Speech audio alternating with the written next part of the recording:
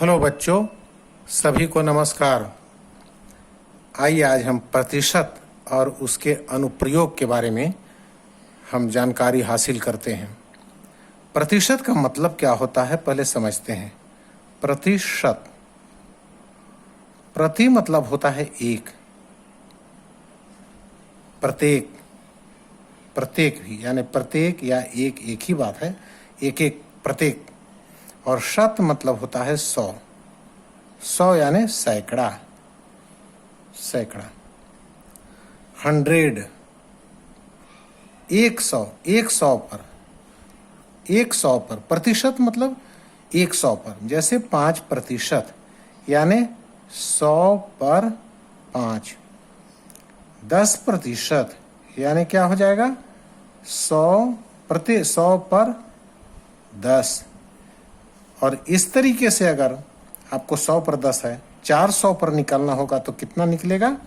100 पर तो 10 हो गया, तो ऐसा 4 है तो 40 हो जाएगा। 400 पर 40 हो जाएगा, क्योंकि 100 पर तो 10 है ना, तो 400 आपके पास है, 40 हो जाएगा। प्रतिशत का मतलब है प्रत्येक 100 पर। और जैसे मान लीजिए 5% लाभ, सोच लीजिए हमको किसी कारोबार में हुआ, खरीदे थे 100 रुपया में, एक क्रय किए थे, तो बेचे कितना? 5 रुपया ज़्यादा पर बेचे होंगे तभी तो 5, यानी 105 रुपया पर बेचे। ये हो गया विक्रय मूल्य। विक्रय मूल्य यानी 100 का खरीदे थे, 105 रुपया, 5 रुपया बढ़ाकर बेचे, तो फायदा हमको हुआ, लाभ हुआ 5 रुपया। कितने पर? कारोबार कितना पर चला था? तो 100 रुपये पर 5 रुपया फायदा हो गया। 100 रुपया घर से निकले, सामान खरीदे 100 रुपया का और बेच दिए 105 में, 5 रुपया फायदा हुआ। कितने पर फायदा हुआ? 100 पर, तो 5% लाभ हुआ। अगर घाटा 5% हानि होती तब कितना में बेचना पड़ता? 95 में, 95 रुपये में बेचना पड़ता, क्योंकि 100 पर खरीदे थे, 5 रुपया डाउन करके माइनस करके 95 में बेचे, तो यहाँ पर विक्रय मूल्य 95 कहलाएगा, जो कि कम होगा। फायदा में विक्रय मूल्य ज़्यादा और हानि में विक्रय मूल्य कम होता है। इस तरीके से प्रतिशत का मतलब आप याद रखिए, प्रतिशत यानी हर एक 100 पर। अब दूसरा टर्म आता है इसमें, बट्टा। बट्टा क्या कहलाता है? बट्टा या छूट एक ही बात है। कभी कभी ऑफ सीजन हो जाता है तो दुकानदार अपने सामान को थोड़ा डाउन करके बेचता है, कम कीमत पर बेचता है और बट्टा देकर बेचता है, यानी छूट, सेल रेट लगाता है, 10% छूट, 5% छूट, ऐसा, वही बट्टा कहलाता है। बट्टा हमेशा कीमत में कम होता है, कम जाएगा। जैसे अंकित मूल्य जितना होगा उससे डाउन करेंगे, डाउन पर देगा दुकानदार, कम करके देगा दुकानदार, तो वहाँ पर बट्टा या छूट लिखता है वह। और वह छूट या बट्टा भी इस तरीके से होता है, 5%, 10% का छूट। ये डाउन जाता है मूल्य में। टैक्स, कर मतलब टैक्स, ये सरकार को पटाते हैं या सामान खरीदते हैं उसको देते हैं, यानी ये मूल जो कीमत है, मूल जो कीमत है उस पर जुड़ जाता है टैक्स। बिक्री कर यानी कोई सामान है तो सामान खरीदने जा रहे हैं तो अपना दाम तो लेगा ही, कीमत तो लेगा ही, उस पर वो जीएसटी, आईएसटी इत्यादि इत्यादि कितने प्रकार का टैक्स जोड़ करके हमसे ज़्यादा कीमत लेगा। यानी बिक्री कर जो है वह बेचने में जितना मूल्य उसका हो रहा है उतना तो लेगा ही लेगा, टैक्स भी ऊपर से लेगा, तो इसमें जुड़ जाता है बिक्री कर। हमेशा बिक्री कर जुड़ता है मूल कीमत में, और बट्टा, छूट ये सब कम होते हैं। अब आइए इससे संबंधित प्रतिशत का अनुप्रयोग हम करते हैं, देखते हैं। यहाँ पर प्रतिशत का अनुप्रयोग से संबंधित हम कुछ प्रश्न उपस्थित हुए हैं लेकर के, आप देखिए। प्रश्न है, मोहन अपनी मासिक आय का 75% खर्च करता है। देखिए 75% खर्च यानी क्या हो गया? 100 रुपया आमदनी लिया और 75 रुपया खत्म कर दिया, 25 रुपया यानी बचाता है। यही कह रहा है 75% खर्च, प्रत्येक 100 पर, 100 रुपया पर 75 खर्च, ये हिसाब। अभी हमने प्रतिशत का अर्थ आपको समझाया है। और इतना रुपया बचाता है तो उसकी आमदनी कितनी होगी। अब देखिए, मान लेते हैं, माना 100 रुपये आय है तो खर्च बराबर कितना, 75%। 100 पर 75, 100 तो मान लिए, 100 रुपया आमदनी पर 75 खर्च, मान लेते हैं 100 रुपया आया है तो खर्च कितना हो जाएगा, 75 रुपया। तो बचत कितनी होगी, बचत देख लीजिए, कम करके देख लीजिए, 100 माइनस 75 यानी 25। ये 25 रुपये बचत हुई। 25 रुपये बचत होगी अगर 100 रुपये आमदनी है तो। इसको जमाइए, 25 रुपये बचत वाले को लेफ्ट साइड जमाइए, आमदनी दाएं साइड जमाइए। इस सेटिंग को बाएं तरफ बचत, दाएं तरफ आमदनी, क्योंकि आपको मासिक आय पूछी गई है, आमदनी पूछी गई है, तो दाएं तरफ आंसर निकलेगा आय। तो आय को दाएं तरफ जमाइए और बचत को बाएं तरफ। 25 रुपये बचत है, यदि 25 रुपये बचत है तो आय कितनी थी, आय यदि 25 रुपये बचत है तो आय 100 होगी।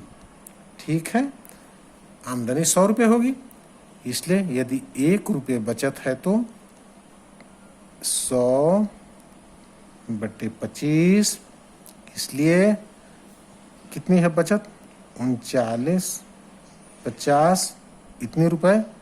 तो फिर इस पर कितना हो जाएगा, 100 गुणित 39, 50 बटे 25।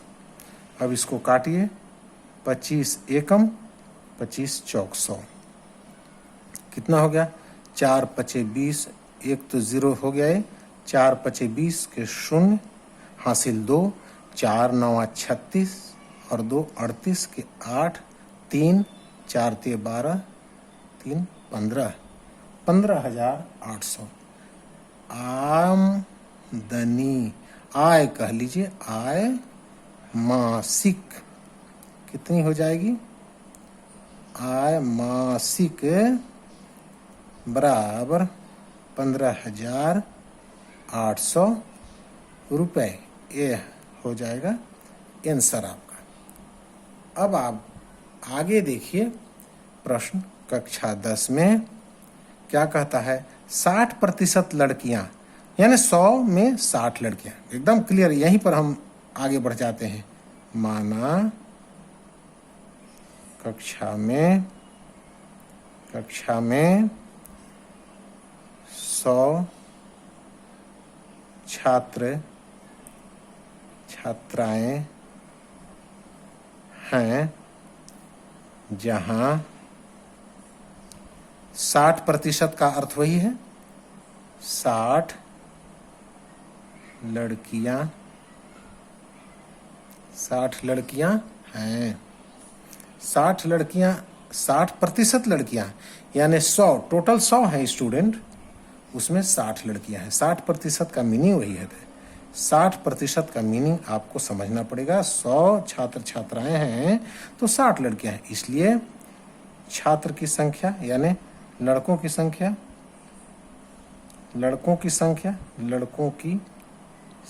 कितनी होगी, लड़कों की संख्या बराबर 100 में से कम कर देंगे 60, यानी 40 लड़के।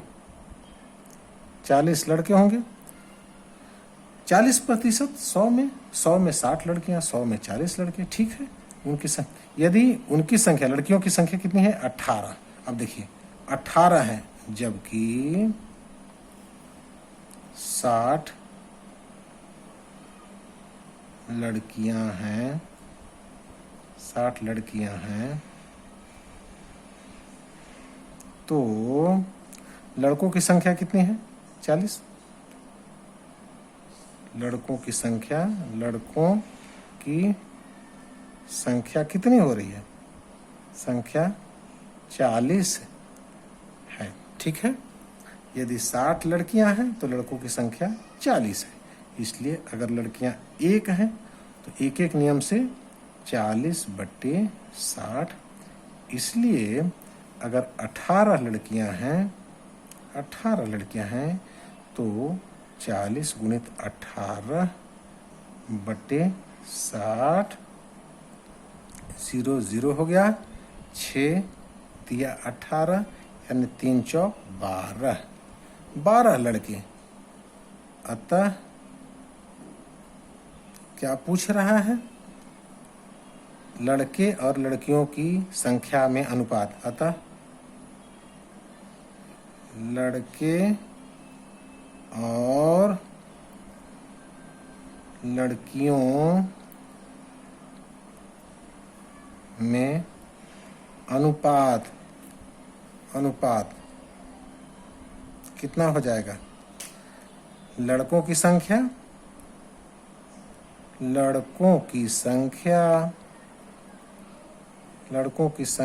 बटे लड़कियों की संख्या। लड़कियों की संख्या, ठीक है। संख्या कितनी हो जाएगी?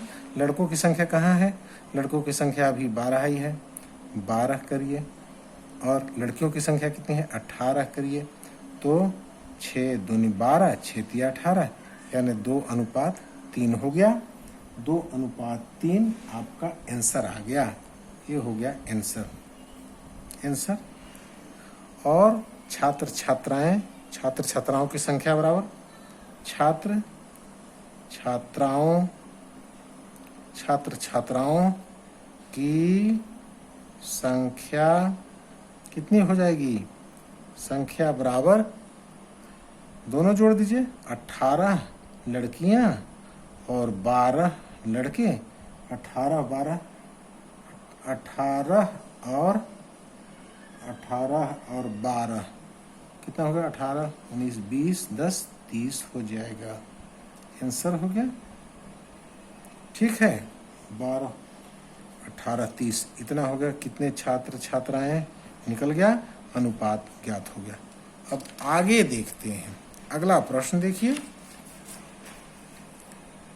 950 रुपया है।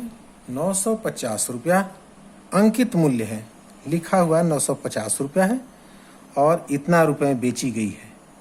बट्टा या बट्टा और बट्टा प्रतिशत निकालिए। देखिए अंकित मूल्य कितना हो गया? अंकित मूल्य बराबर है 950 रुपये, ठीक है, लिखा हुआ है। और विक्रय मूल्य, बेची गई है, विक्रय मूल्य बराबर कितना हो गया? 760 रुपया। इसलिए बट्टा घटा करके दिया गया। बट्टा बराबर विक्रय, अंकित मूल्य, ये तो डाउन करके अंकित मूल्य माइनस विक्रय मूल्य। तो अंकित मूल्य कितना है? 950 और इसमें 760 रुपया हुआ। कितना हो जाएगा? 0 6 और 9 6 15 के 5 एक साथ 119 रुपया इतना बट्टा हुआ। 119 रुपया ये बट्टा हुआ। तो बट्टा तो हो गया, एक तो आंसर ए हो गया 119। इसके बाद दूसरा देखिए, अंकित मूल्य इतना है, 100 पर कितना बट्टा होगा? देखिए ये बट्टा कितना पर है? 950 पर ना, जबकि 950 रुपए अंकित मूल्य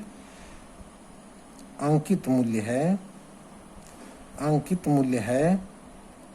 तो बट्टा कितना है? बट्टा 190 रुपया है। इसलिए 1 रुपया है तो 190 बट्टे 950, इसलिए 100 रुपया पर पूछ रहा है। प्रतिशत पूछ रहा है ना, बट्टा प्रतिशत यानी 100 रुपया पर कितना बट्टा पड़ रहा है। वो तो 950 रुपया था, उस पर बट्टा इतना हिस्सा पर पड़ा, लेकिन 100 रुपया पर कितना पड़ेगा? 190 गुणित 100 बट्टे 950 0 0 19 25 95 5 20 हुआ, यानी 20% हो गया आपका बट्टा, 20% बट्टा हुआ। एक आंसर ए हुआ, दो आंसर, एक आंसर यहाँ हुआ 190 और दूसरा आंसर हुआ, दोनों को इकट्ठा कर दीजिए, 190 रुपया और 20% आंसर हो। ठीक है, नेक्स्ट देखिए, ललिता ने एक माइक्रोवेव ओवन 12% बिक्री कर देखिए, यहाँ मीनिंग समझ लेते हैं, आप ऐसा भी इसको भी कर सकते, 12% बिक्री कर इसका मतलब क्या है, यानी इसका मतलब क्या होता है, मूल्य है 100 रुपया, तो बिक्री कर कितना है 12 रुपया, अर्थात विक्रय मूल्य कितना हो जाएगा, विक्रय मूल्य कितना हो जाएगा, 100 रुपया तो ये मूल्य लेंगे ही लेंगे और 12 रुपया ये भी लेंगे, टैक्स भी लेंगे, यानी 112 रुपया हो जाएगा, 112 रुपये विक्रय मूल्य हो जाएगा। 12% बिक्री कर का मतलब वही है कि आपको टैक्स 12 रुपया देना है 100 रुपया पर, तो बेचिएगा कितना में, तो 100 रुपया भी वसूल कीजिए, टैक्स भी वसूल कीजिए, दोनों मिलाकर 112 रुपया वसूल कीजिए। तो बिक्री कर जोड़ने से पहले मूल्य ज्ञात कीजिए, पहले का मूल्य, तो इतना रुपया पर खरीदा है, यानी विक्रय मूल्य बिक्री कर सहित इतना रुपया में बेचा गया है वो, जबकि 112 रुपया विक्रय मूल्य है, तो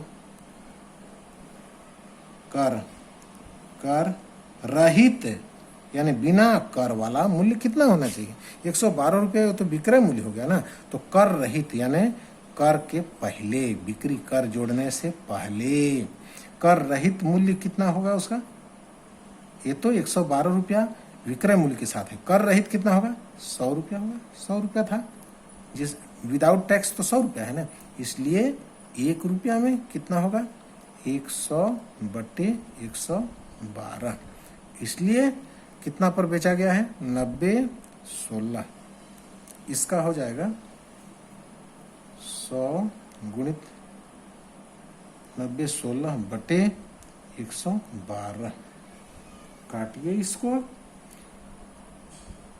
2 4 से 4 दूनी 8, 1 4 8, 4 से 2 से 2 25 10, 1 2 6 12, 2 से कट गया, इसके बाद 2 से इसको काटते हैं, 45 दूनी 90, ठीक है, 45 तो और 0 2 8 16, ठीक है, फिर 56 और 7 से 7 इसको काटते हैं, 56 5 8 7 से 7 8 56, 7 से 7 5 35, 7 6 42, 3 बचा, 30 हुआ, 7 चौक 28, 29 2 हुआ, 7 चौक 28 हुआ, इसके बाद 4 से 4 दूनी 8, 4 एकम 2 बचा, 24 4 6 24, 4 एकम हुआ, अब इसके बाद 2 से यहाँ पर तो 2 से 50 हो गया, अब जोड़ेंगे तो गुणा कर लीजिए इसको, 50 से गुणित 161 कितना हो जाएगा 0 हुआ, 5 एकम 5, 5 एकम 5, 5 36 के 0 हासिल 3, 5 एकम 5 और 3 8, 80 इतना हुआ, यही आंसर हो गया, 80/50 आंसर हुआ। अब हम इस प्रकार आप बार बार प्रैक्टिस करिए।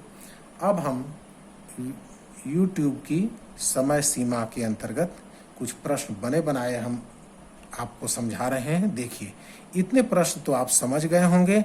अब देखिए, कुछ बनाए हुए प्रश्न हम हाजिर हुए हैं लेकर के, ताकि और भी आप समझ जाएं बताने में उसको सीमा आगे बढ़ सकती है यूट्यूब की। आइए, एक प्रश्न है, एक मशीन 8% बट्टे पर इतना रुपए में बेची जाती है। बट्टा यानी डाउन करके, ध्यान रहे ये डाउन चला जाएगा। 92 रुपया, 100 रुपया का सामान 8 पर 92 रुपया में बिकेगा, 8 कम करेंगे तो बेची जाती है। मशीन का अंकित मूल्य ज्ञात कीजिए। क्या हो जाएगा? 8% बट्टा का मतलब क्या होता है? 100 रुपया अंकित मूल्य है तो 8 रुपये की छूट मिलेगी आपको, यानी बेचना कितना है? 92 रुपये बेचना है। ठीक है, 92 रुपये विक्रय मूल्य है तो अंकित मूल्य 100 रुपया। सही है, देखिए 8 रुपये डाउन हो गया है, डाउन करके बेचे हैं तो उसका अंकित मूल्य 100 था, इसलिए 1 पर, इसलिए 1748 पर, 1748 पर गुना कर दिए। 100/92, 1700 काट करके 1900 लाए, आंसर हुआ। ये क्या हो गया? अंकित मूल्य। ठीक है, अगला प्रश्न देखिए। 2 टोकरियां हैं, पहली टोकरी में 8 आम है, फिर 4 तरबूज है। दूसरी टोकरी में 14 आम है, 7 तरबूज है। पता करें दोनों टोकरियों में फलों का अनुपात समान है, बराबर है कि अलग अलग है। तो देखिए पहले टोकरी में कितना है फलों का अनुपात? 8 आम 4 तरबूज, तो 8/4 हुआ, तो भाग दिए 4 एकम 4 दूना 2 अनुपात 1 का हुआ। दूसरी टोकरी में 14 7, दूसरी टोकरी में फलों का अनुपात क्या है? 14/7, तो 7 एकम 7 दूनी 14, 2:1 अनुपात है। दोनों में सेम आया। उपर्युक्त निष्कर्षों से स्पष्ट है कि दोनों टोकरियों में फलों का अनुपात समान होगा। इस तरीके से बनेगा प्रश्न, आप इस तरीके से आप बनाइएगा, आपसे बन जाएगा। नेक्स्ट प्रश्न देखिए। सरिता ने एक कूलर 15% कर सहित इतना रुपया में खरीदा। वही उसी टाइप का है, 15 पर टैक्स यानी बढ़ जाएगा। जुड़ने से पहले कूलर का मतलब जुड़ने इतना में बेचा गया है, खरीदा गया है, यानी बिक्री हुआ है इतना में, टैक्स के साथ वाला है, तो इसका असली कीमत कितना हुआ? 15% कर यानी क्या हुआ? 100 रुपया पर 15 रुपये का कर जुड़ेगा, उसमें जुड़ जाएगा, यानी 100 रुपये की चीज क्या है? 115 में बिकेगी। अब देखिए इसी को उल्टा जमा दिए, 115 रुपये विक्रय मूल्य है तो क्रय मूल्य कितना होगा? उसका असली मूल्य कितना होगा? 100 रुपया होगा, इसलिए 1 पर इतना, इसलिए इतना इतना होगा। तो कूलर का मूल्य कर रहित कितना होगा? इसका मूल्य 500 रुपया है, 5000 है। ठीक है, नेक्स्ट। सूरज ने एक टेलीविजन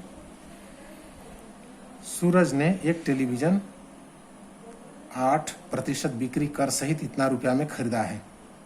ठीक है, बिक्री कर को जोड़ने से पहले उसका मूल्य कितना है? देखिए बिक्री कर यानी 100 रुपया में 8 रुपया बिक्री कर लगेगा। ठीक है, बिक्री कर सहित कितना हो जाएगा? 108 में 8 रुपये टैक्स है ना, तो 100 पर लगेगा तो 108 बन जाएगा।